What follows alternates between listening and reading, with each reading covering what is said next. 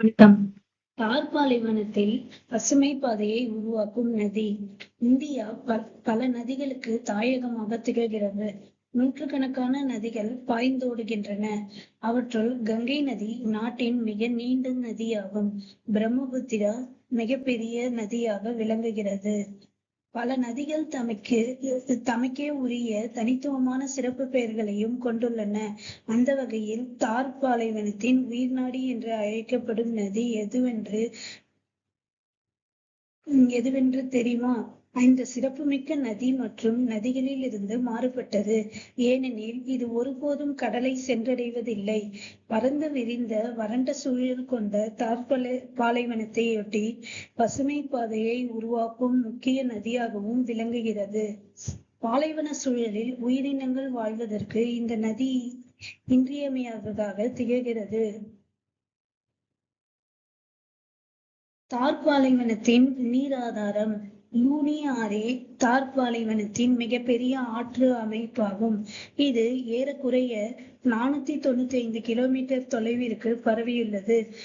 மேலும் ராஜஸ்தானின் வறண்ட பகுதிகளுக்கு குறிப்பிடத்தக்க நீர் ஆதாரமாகவும் இது திகழ்கிறது. இதுவே அப்பாலைவனத்தின் சூழல் அமைப்புக்கும் அங்குள்ள உயிரினங்களின் வாழ்வுக்கும் மிகவும் இன்றியமையாததாகும். பாலைவனத்தின் உயிர்நாடி. ராஜஸ்தான் மாநிலத்தின் அஜ்மீர் நகருக்கு அருகே அமைந்துள்ள ஆரவல்லி மலைத்தொடரின் புஷ்கர் பள்ளத்தாக்கு பகுதியில் தனது பயணத்தை தொடங்குகிறது. அங்கிருந்து தென்மேற்கு திசையில் சுமார் 495 கிலோமீட்டர் தொலைவிற்கு பாய்ந்தது. மார்வார் பகுதியின் வறண்ட சமவெளிகளை கடந்து செல்கிறது. வடமேற்கு இந்தியாவில் பரந்த வறண்ட நிலப்பரப்பில் வழிந்தோடும் ஒரு குறிப்பிடத்தக்க நதியாக திகழ்வதால் தார் பாலைவனத்தின் உயிர்நாடியாகவும் அறியப்படுகிறது.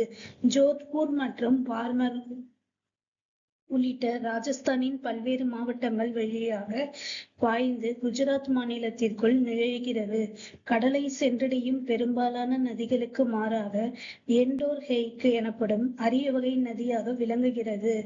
அதாவது கடலிலோ அல்லது பெருங்கடலிலோ கலக்காமல் நிலப்பகுதிகளுக்குள்ளேயே முடிவடையும் ஒரு உள்நாட்டு வடிகால் அமைப்பை சார்ந்த நதியாகும்.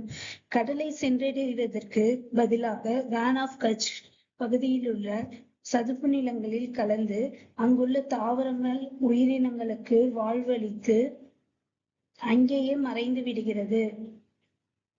லூனி நதியை பற்றி அறியப்படாதவை. பண்டைய சமஸ்கிருத நூல்களில் இந்த நதி லவணவாரி என்று குறிப்பிடப்பட்டுள்ளது. இந்த பெயருக்கு பொருத்தமாக உப்பு நதி என்று அழைக்கப்படுகிறது. இந்த நதி ஆரம்பத்தில் 100 கிலோமீட்டர் தொலைவிற்கு முற்றிலும் நன்னீராகவே காணப்படுகிறது. ஆனால் ராஜஸ்தானின் பாலோத்ரா நகரை சென்றடைந்ததும் உவர்ப்புத்தன்மை கொண்ட நீராக மாறிவிடுகிறது. பாலைவன பகுதியில் அதிக உப்புத்தன்மை கொண்ட மண்ணின் வழியாக இந்த ஆறு பாய்வதே இதற்கு முக்கிய காரணமாகும். ஆரவல்லி மலைத்தொடரில் உற்பத்தியாகும் இடத்தில் இந்த நதி லூனி என்று அழைக்கப்படுவதில்லை, சாகர்மதி என்றே அறியப்படுகிறது. லூனி ஒரு பருவகால ஆறாகும். அதாவது மழைக்காலத்தில் மட்டுமே நீண்ட தூரம் வழிந்தோடி செல்கிறது. ஆண்டின் எஞ்சிய நாட்களில் இதன் ஆற்றுப்படுகை வறண்ட நிலையிலேயே காணப்படும். லூனி ஆற்றுடன் இணையும் ஒரே முக்கிய துணை ஆறு ஜோஜாரி.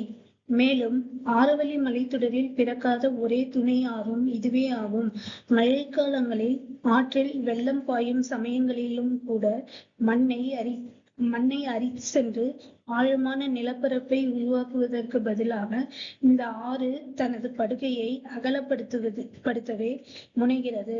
ஏனெனில் இந்த ஆற்றின் கரைகளில் உள்ள பாலைவன மண் மிகவும் தளர்வானதாகவும் நீரால் எளிதில் அடித்து செல்லக்கூடியதாகவும் உள்ளது. 1892ஆம் ஆண்டில் மகாராஜா ஜஸ்வந்த் சிங் என்பவரால் கட்டப்பட்ட ஜஸ்வந்த் சாகர் அணை அன்றைய காலகட்டத்தில் இந்த ஆற்றின் குறுக்கே உருவாக்கப்பட்ட இந்தியாவின் மிகப்பெரிய அணைகளுள் ஒன்றாகும். இந்த ஆற்றின் நீர் உவர்ப்புத்தன்மை கொண்டதாக இருந்ததாலும் தார் பாலைவனத்தின் மைய பகுதியில் பாசனத்திற்காக நிலத்தடி நீரை செறிவூட்டும் முதன்மையான நீர் ஆதாரமாக திகழ்கிறது. நன்றி, வணக்கம்.